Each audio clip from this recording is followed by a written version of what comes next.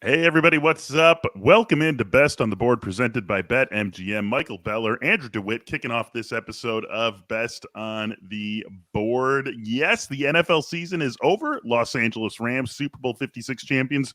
So we're going to put football away for a while on this show. Obviously, don't have a ton to talk about.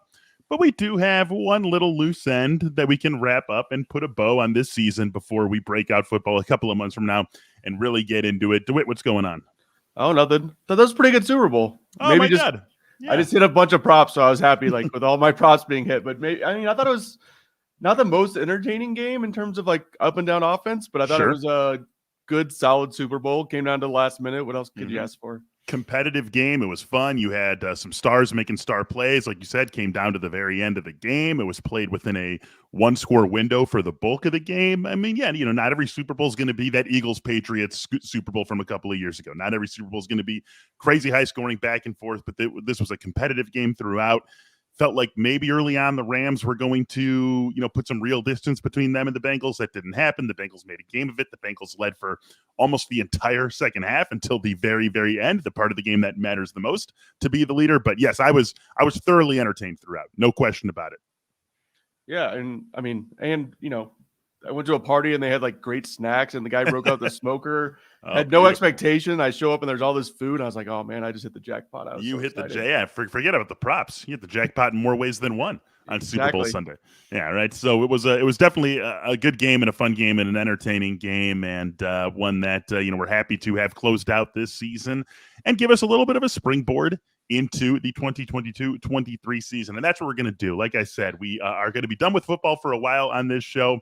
But we can wrap things up with one last discussion, and that is a look ahead to Super Bowl 57 odds. Obviously, these were out very, very quickly after the Super Bowl. So we're just going to have some fun with the discussion here atop the list. And I've got this going across the bottom if you are watching us on YouTube.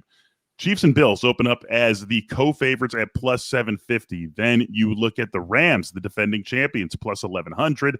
Bengals and Cowboys come in at plus 1,200. Broncos, Packers and 49ers, they are 1,600. And then you've got the Cardinals and the Ravens wrapping things up as 9 and 10 at 2,000, plus 2,000, 20-1 odds on those teams. So those are the top 10 teams. If you want to see how all teams 1 through 32 rank, you can go and check that out at BetMGM. DeWitt, your favorite play, is that among those top 10 teams, or are you going beyond that? I'm going to go beyond that, but I will say like the Broncos, I think the market's like already factoring in that they're going to get a new quarterback and they're expecting that quarterback to be something special. Right. Like Aaron Rodgers has been connected to the Broncos for a long time.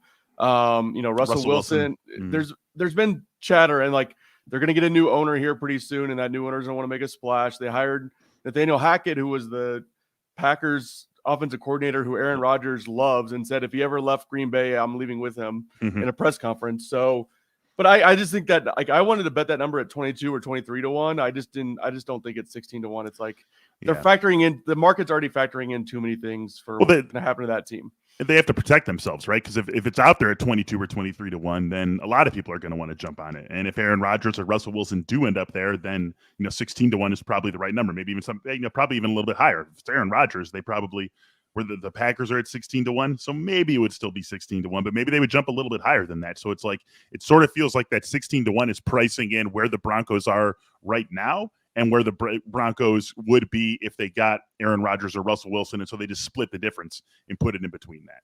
Because they are not a 16-1 team if they're going into next year with Teddy Bridgewater or Drew Lock as their quarterback. Definitely not. Not even close. Excuse me. Of these top 10,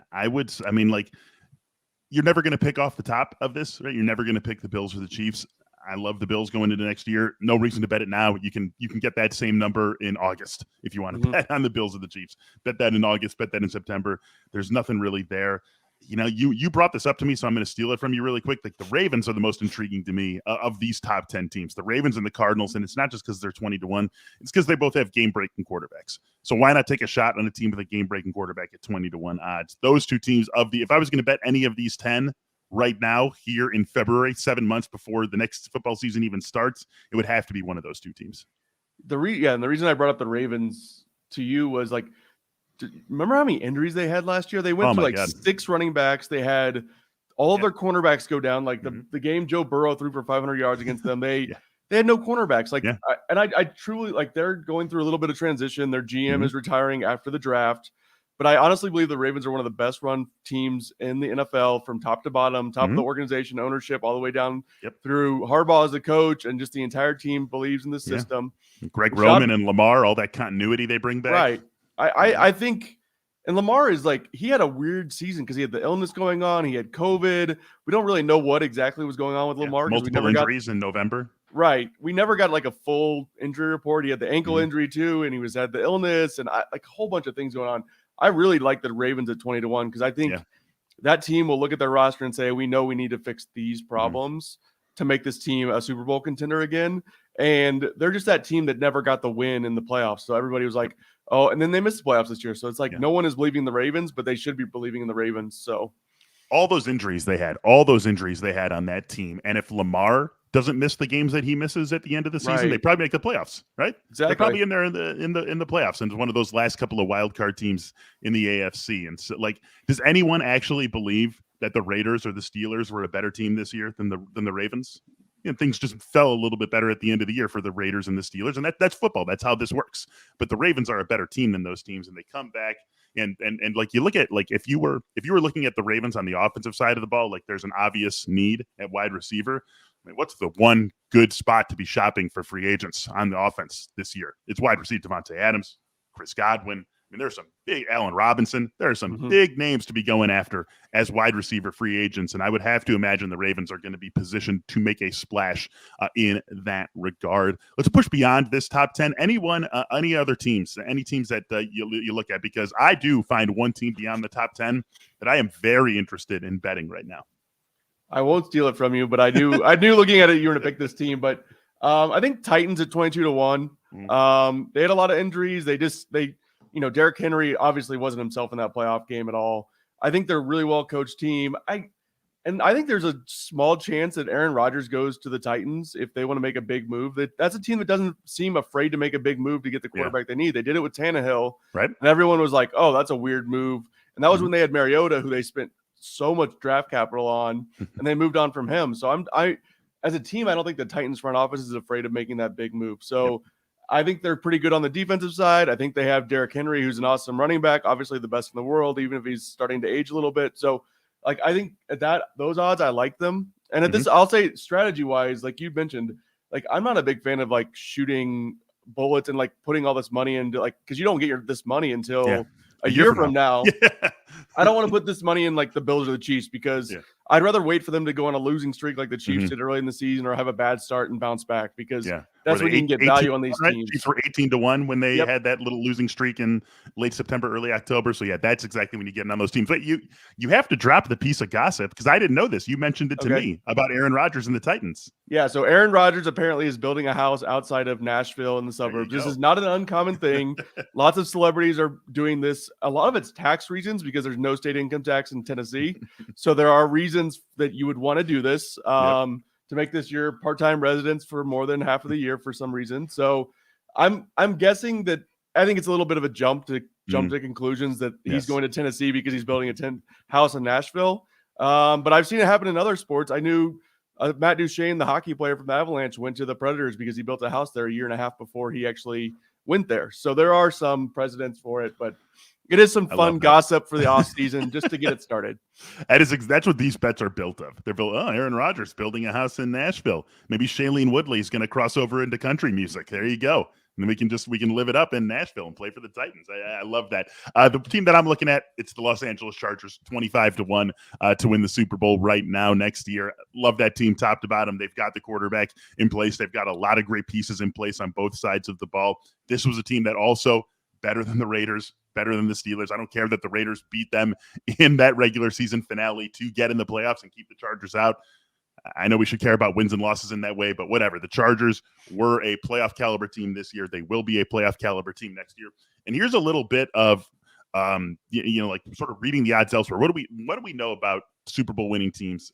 Almost all of these teams, at least the teams that are entering the playoffs as favorites, have elite quarterbacks who very often are part of the MVP discussion. Well, the Chargers are 25-1 to win the Super Bowl. Justin Herbert is 14-1 to win the MVP behind only Patrick Mahomes, Aaron Rodgers, Josh Allen, and Joe Burrow. So that gives you a little bit of a hint of that the books are protecting themselves in some way against Justin Herbert and not quite as much against the Chargers winning the Super Bowl. So that's just another way I read into this. I love what this team already has going for it, mostly because of Herbert, but because of so many of the pieces around him.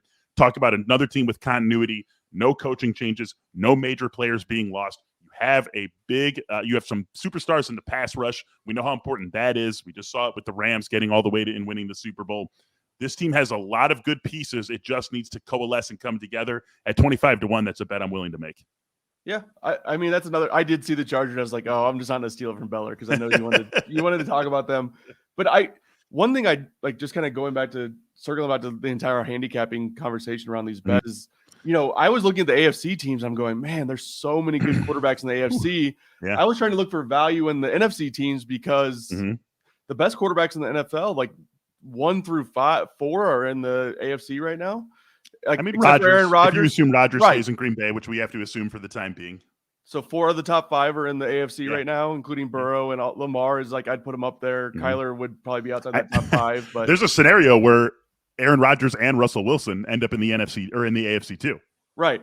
Right. Like, scary. That's totally possible that ends up happening. You're talking about the best NFC quarterback is I don't know, Jalen Hurts. Right. Kirk Cousins. Right. So, Jameis Winston. Like, I guess it would be Kyler Murray. Kyler Murray and Matthew Stafford. So they'd be fighting. I would just go in division by division. So you'd have Kyler and Stafford still in the NFC West, but then it could be totally wide open. I did see a prop from BetMGM today that Kyler Murray is plus 700 not to take his first snap for the Cardinals last year, which I thought was interesting. I know there's some like social media drama going on there, but that would be, I mean, if they went away from him, that'd be interesting. That's the ultimate prop I'm waiting for. And this is just like talk about bringing all the complete mess of sports together all at once. Well, give me a Kyler Murray Oakland A's home run prop for the 2022 season. Because that would be right. Is there going to be a 2022 MLB? It's so many things going on here, but it's fun. It's something that I think puts a nice little bow on what we've been talking about all season long here on Best on the Board. So that will do it. That will close the book on football for a while on this show. But as we've talked about so much, this show not going anywhere. Andrew DeWitt, you are going somewhere right now. Thanks for indulging me in this Super Bowl 57 discussion, my friend. All right, have a good one. See you guys. All right, little NBA coming your way next. First, however, let's talk about BetMGM. Right now, bet $10, win 150 plus 3 free months to The Athletic. All you got to do, go to betmgm.com and use the code TheAthleticPod. Again, that's bet 10, win 150 plus 3 free months at The Athletic. Just go to betmgm.com and use the code TheAthleticPod. This is a new subscriber offer, new customer offer. Terms and conditions apply. All right, NBA time. Like I said, football's gone. Got a lot of basketball to talk over these next few months. Tass Melas been doing it with us all season. Going to keep doing it with us. Tass, what's going on? Let's keep rolling, Michael. I've got a couple picks today I feel good today.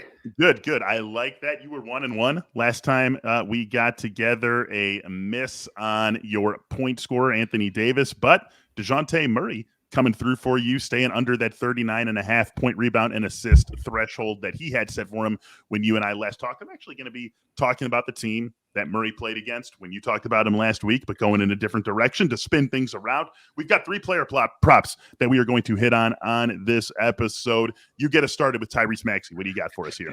Big game, Sixers, Celtics, and Tyrese Maxey's line is 16.5 points.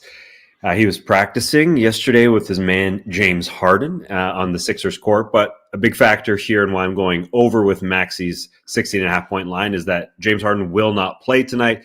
Either will Seth Curry, obviously, because he was traded to the Brooklyn Nets. So I think there's a nice little pocket here for Maxey to go over 16.5 points. His last 3 without Curry, 16 points, 24, and 22. His last game versus the Celtics, 23 points a month ago. Now, I took the Celtics in this game. A big reason why, because of the depth, Seth Curry and Andre Drummond having left the Sixers team. But I do think that Tyrese Maxey will score over 16.5 points. His average is 17 points per game. I think there are a lot of teams around the NBA in these 5 days of games after the post-trade deadline that they have been feeling good, like basking in just a good vibes, good feelings happening. Teams playing well for a few games. Embiid just had a 40-point game against the Cavs in the Phillies' last game, so I expect him to come back to earth a tiny bit and Maxey to fill that hole again.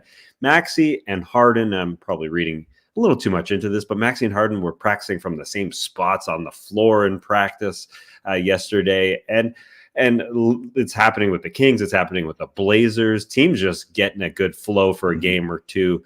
And this is Maxey's first game, after playing with Harden in those spots. So I think he feels good. And the numbers are very good without Curry, surpassing that 16.5 total a couple times against the Celtics. He did it. So I feel good about Maxey going over 16.5.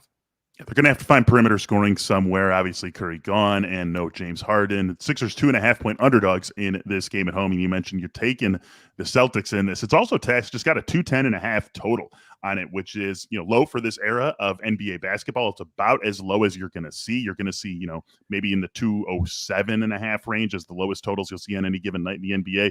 It's the second lowest total on the board tonight. The lowest right now belongs to the Mavericks and Heat. That's at 209.5, so 1 point less than the Celtics and the Sixers. You take that, you take the expected pace, the way these two teams play. That give you any, not pause because you're taking this, but any concern related to the style of play for these two teams and the total expected in this game relating to Maxey? Absolutely. Definitely some pause. There has to be. But the fact is the Celtics are playing really great ball, and I think they'll focus a little bit more on Joel Embiid, and I think Joel Embiid is going to focus on getting his guys involved a little bit. So the points got to come from somewhere, but I think there's a confident Maxey out there, and he'll get the shots. Again, 16.5 points is it's a low total. It's right at his average, but he has been over that recently. So yeah.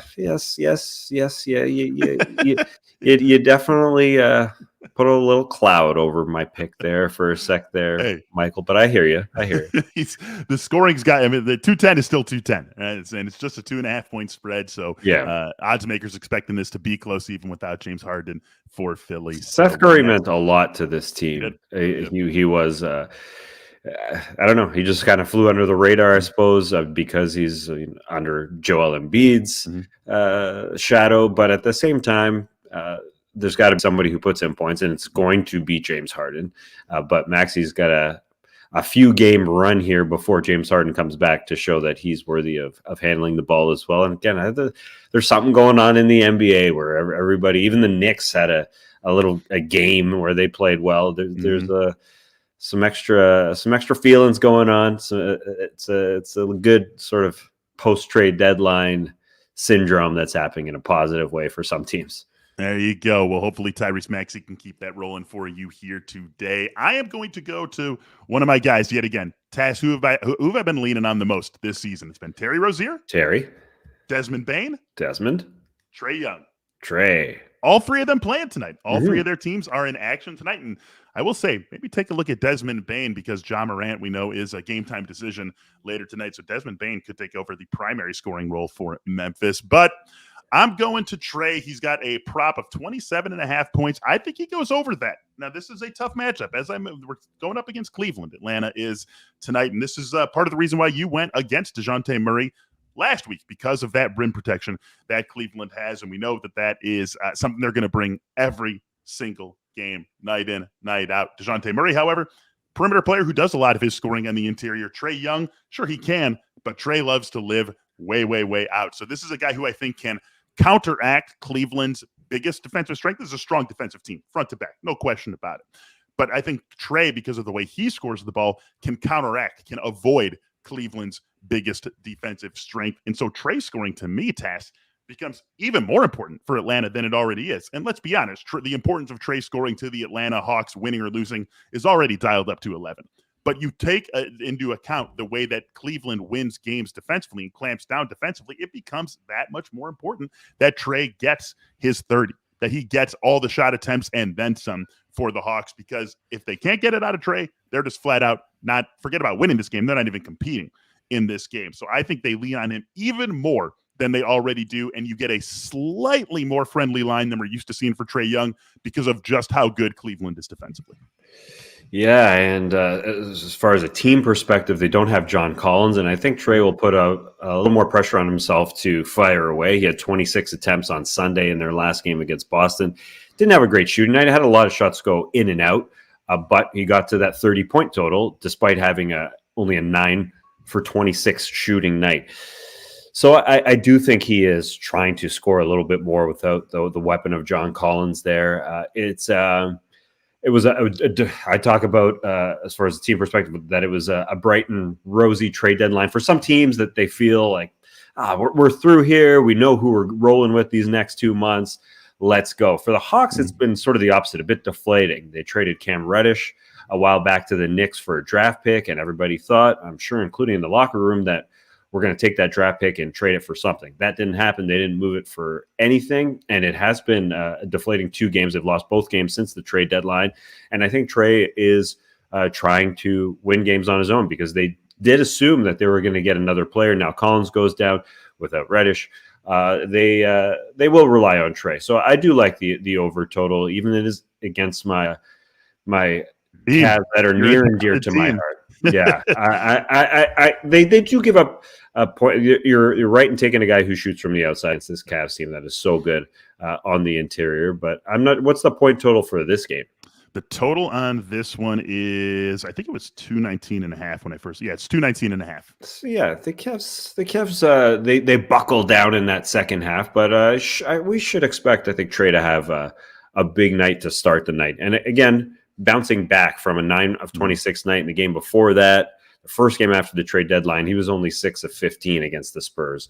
So it's smart to bet on good players, as we've said on this show. It's even though he had a 30-point game, it wasn't a great night. I expect him to bounce back. Yeah, it's a theme that we like to lean on, certainly, in this show, and that's what you're going to do to wrap things up at your first pick with Tyrese Maxey going over. You had us on one of the lowest point totals of the night, at least in terms of the game, the teams. This one of the highest point totals. Anthony Edwards, you've got him going over 24.5. Minnesota and Charlotte, 244 and a half. My goodness. The total on that is just even for the way this game is played today. 244.5, a ridiculous total to see on any game. Wow. I'm making this play of over 24.5 points for Anthony Edwards against the Hornets defense. Big reason why, because he is playing the Hornets defense, but I didn't realize it was plus 240, 244.5. You're gonna have 8 players go over 24.5. Right. And I like Anthony Edwards doing just that. He's had 37, 31, and 26 over his last 3. So going over 24.5, it's not out of the question whatsoever. Wouldn't be unordinary for this guy.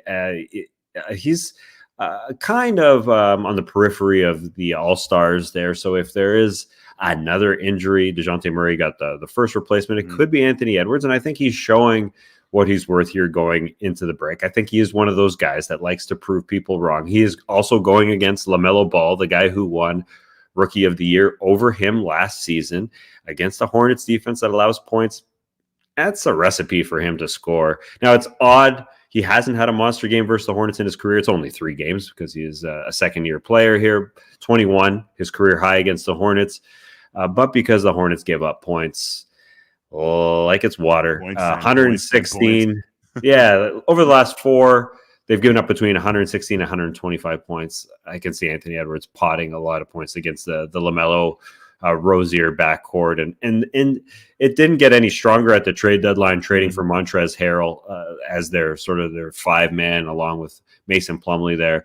244.5. I don't know. I don't know what to do with that number, but it's the right number to sign for the line makers, I'm sure. Yeah, that is. I mean, it's ridiculous. Again, you just don't. Yeah, I look at these totals every day, and you just don't see 244.5. I mean.